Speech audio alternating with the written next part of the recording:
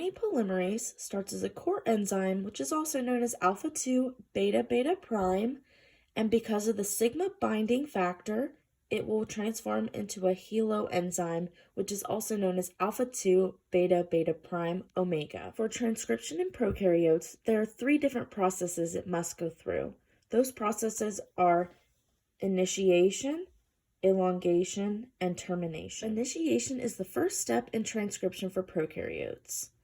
This is when RNA polymerase binds to the promoter region and will begin to unwind the DNA strands. The helo enzyme, core, and sigma are required to bind to the promoter region before transcription can occur. The promoter region has three different regions. Those regions are going to be the -10 box region, the -35 region, and the +1 region.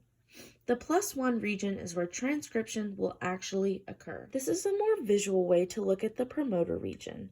So let's say the -10 box region were to be deleted. This would stop RNA polymerase from binding because it would not be present, and then this would cause transcription to not occur. If this occurs, then this would cause a holoenzyme to bind to the +1 region and cause the DNA to unwind. Elongation is the second step in transcription for prokaryotes.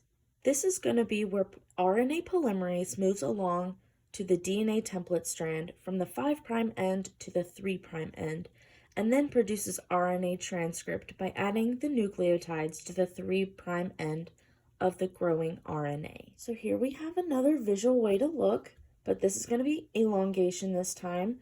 But DNA is transferred from the 5' end to the 3' end during the transcription. The RNA will attach itself to the template strand. Termination is the third and final step for transcription for prokaryotes. This is going to be where RNA polymerase reaches the termination site and the RNA transcript is set free from the template strand of DNA. There are two different ways for termination to occur. There is a row-independent and a row-dependent. Row-dependent has row proteins that bind to the RNA and move towards the 3' end and the RNA polymerase.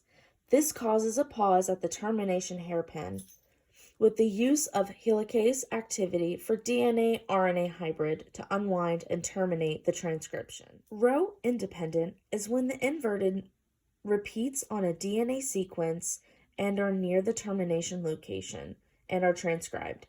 This will form a stem loop structure in the RNA that will signal termination, called a polymerase pause, and the hairpins that are followed with the string of adenine residue on the template strand and then break the DNA-RNA pairing. This termination is now reached when there is a long sequence of adenines.